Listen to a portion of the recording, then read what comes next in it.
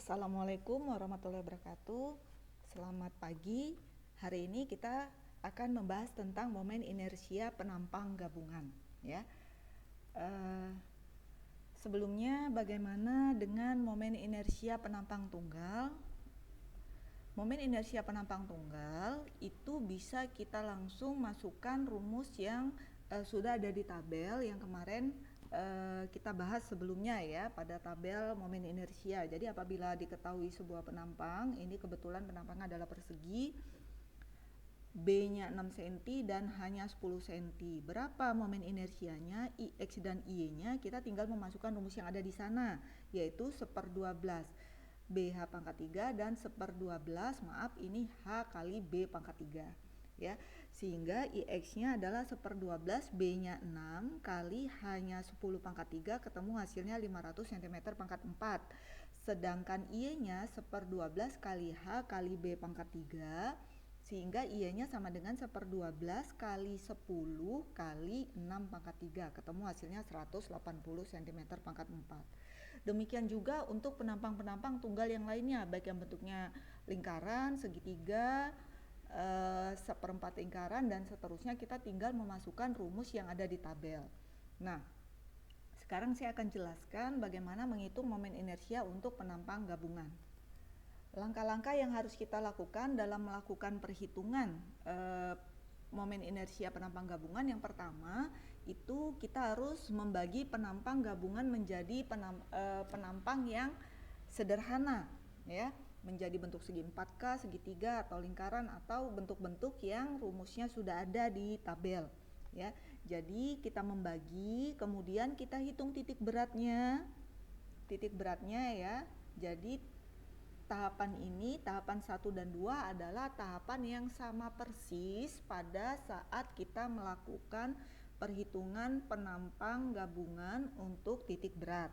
Kemudian baru kita tentukan momen inersia dari masing-masing bangunan sederhana tersebut, ya, penampang sederhana tersebut. Jadi kalau nanti dalam penampang itu kita bagi dalam 3 penampang sederhana, berarti kita akan melakukan 3 kali perhitungan momen inersia untuk masing-masing penampang. Nah, selanjutnya baru kita menghitung momen inersia penampang gabungan, di mana rumusnya adalah IX aksen sama dengan IX, misalkan ini penampang 1, ya, berarti IX 1 aksen sama dengan IX1 ditambah A1 dikali Y0 1 kuadrat, ya. Demikian seterusnya. Nanti IX2 aksen berarti IX2 ditambah A2 dikali Y02 kuadrat. Demikian untuk penampang ketiga. Y aksen sama. Y aksen 1 sama dengan Y1 ditambah A1 dikali X01 kuadrat, ya. Nah, untuk lebih jelasnya kita langsung masuk ke contoh soalnya saja. Oke, kita punya penampang seperti ini, ya. Penampang seperti ini bentuknya adalah kanal, ya, C. Di sini jaraknya adalah 10 cm, ini 50, terus seperti ini. Yang pertanyaannya, tentukan IX, Y dan IXY. Apa yang harus kita lakukan? Oke. Langkah pertama adalah kita membagi penampang ini menjadi penampang yang sederhana. Di sini saya membagi menjadi 3 penampang. Ada penampang 1, 2, dan 3, ya.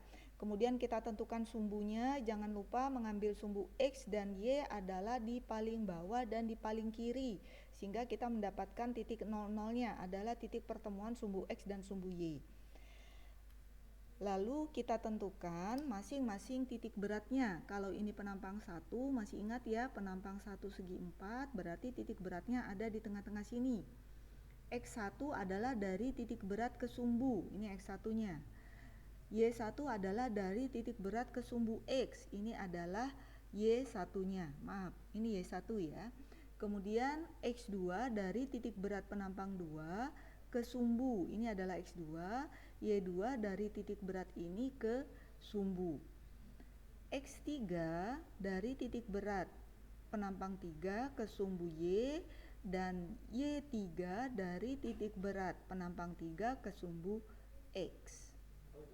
Oke, tahap selanjutnya adalah kita menghitung titik beratnya. Ya, kita buat tabelnya. Ini seperti tabel perhitungan titik berat biasa. Ada luas A-nya, ada XI, YI, A kali XI, dan A kali YI. Ini penampang 1, 2, dan 3. Masing-masing kita hitung luasnya. A1 sama dengan panjang ini ke sini kali ini. Berarti kalau untuk soal ini kita bisa lihat ya, ini tadi adalah 60 dikalikan 10 ketemu 600 ya. Terus penampang 2 dan penampang 3. X1-nya yang mana? X1 adalah dari titik sini ke sini. Karena ini panjangnya 60, jaraknya kan adalah setengah dari 60. Ketemulah nilai 30. Y1-nya ini tadi tingginya di soal adalah 10 cm. Berarti titik beratnya dari sini sampai sini kan 5 cm ya. Kita tambahkan ini sampai bawah. Karena yang dimaksud dengan Y1 adalah dari titik berat penampang 1 sampai dengan sumbu X. Jadi ini ke sini 5 ya. Ini ke sini 5. Kalau ini saya perbesar. Ya. Nah, ini ke sini besarnya adalah 5, kita tambahkan dari ini sampai bawah sini. Nah, kenapa seperti itu? Karena panjangnya 1 adalah dari garis sini sampai dengan sini ya. Jadi 5 ditambah 90 ketemulah 95. Demikian juga untuk penampang 2. Penampang 2, X2 adalah dari sini ke sini. Karena lebar ini adalah 10 cm, berarti ini adalah 5. Y2 dari sini sampai sini. Ya, ketemulah hasilnya 50 dan seterusnya, sehingga kita mendapatkan nilai AXI dan AYI-nya. Jangan lupa AXI adalah 600 kali 30 18.000, 600 kali 95 57.000. Kalau kita jumlahkan ketemu hasilnya 40.000 dan 100.000. Terus titik beratnya, selanjutnya kita menghitung titik berat. Titik berat rumusnya adalah sigma AXI dibagi sigma A itu adalah XI, dan sigma AYI dibagi sigma A adalah ketemu titik beratnya di Y, sehingga masing-masingnya adalah 20 dan 50 cm. Oke, setelah mendapatkan titik berat, maka kita bisa masuk ke perhitungan momen inersia untuk masing-masing penampang ya, langkah ketiga. Jadi momen inersia penampang 1 kita hitung, penampang 2 kita hitung, dan penampang 3 kita hitung. Karena penampang 1 bentuknya segi 4, berarti rumusnya 1/12 kali B kali H pangkat 3 ya. 1/12, B-nya panjang ini ke sini adalah 60, H-nya adalah 10 pangkat 3. Ketemu hasilnya.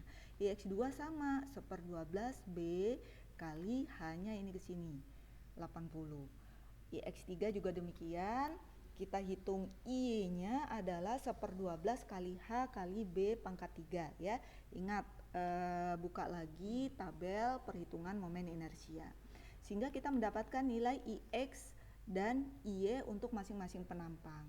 Nah, langkah keempat kita harus menghitung momen inersia penampang gabungannya, di mana rumusnya adalah IX aksen 1 sama dengan IX1 ditambah A1 dikali Y1 min Y bar ya, titik beratnya. Jadi kita masukkan rumusnya IX1 berapa? IX1 kalian dapat dari perhitungan ini, 50.000 ya. 5.000.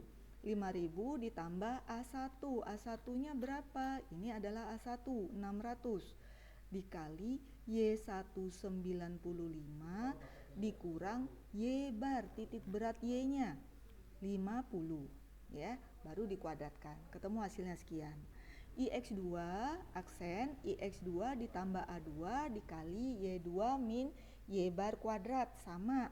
IX2 kalian dapat dari sini ditambah A2, A2 itu ini 800 dikali Y2-nya 50 dikurang Y barnya, titik beratnya, Y barnya juga 50. Ketemulah hasilnya sekian. Terus kita cari IX3, kita jumlahkan, itulah nilai momen inersia gabungan IX-nya ya. Hasilnya adalah sekian. Kemudian bagaimana dengan IY? Sama, IY1 sama dengan IY aksen 1 sama dengan IY1 ditambah A1 dikali X1 min X bar kuadrat. Y1-nya adalah 180.000 ditambah A1-nya itu adalah 600 dikali X1-nya 30 dikurang X barnya. X barnya adalah 20. Maka ketemulah hasilnya sekian, kita jumlahkan, ketemu nilai I, Y aksen, ya. Selanjutnya kita akan menghitung IXY 1 aksen, ya, sama dengan A1 kali Y1 min Y bar dikali X1 min X bar. Kita tinggal masukkan angkanya tadi. A1 600 dikali Y1-nya 95 dikurang Y barnya adalah 50 dikali X1-nya itu ini 30 dikurang X barnya. X barnya 20, ketemu hasilnya sekian. Kita hitung IXY aksen 2 dan IXY aksen 3. Maka kita akan mendapatkan jumlah IXY aksennya. Ya, hasilnya ketemu 0. Nah, kalian hati-hati, 0 ini bukan berarti kontrol atau oke ya, bukan, karena nilai IXY itu ada yang ada nilainya, ada yang tidak ada. Apabila hasilnya 0 itu artinya adalah termasuk penampang tidak berputar. Apabila IXY-nya hasilnya tidak sama dengan 0, baik positif atau negatif, maka termasuk dalam penampang berputar. Apa gunanya? Gunanya akan kita bahas pada pertemuan selanjutnya, yaitu pada saat kita membahas materi elips inersia. Oke, demikian materi tentang momen inersia penampang gabungan. Selanjutnya kalian bisa kerjakan tugasnya, tugas yang saya berikan bisa diselesaikan. Apabila mengalami kesulitan bisa menghubungi saya untuk sama-sama kita diskusi. Terima kasih. Wabillahi taufiq wal hidayah. Wassalamualaikum warahmatullahi wabarakatuh. Selamat pagi.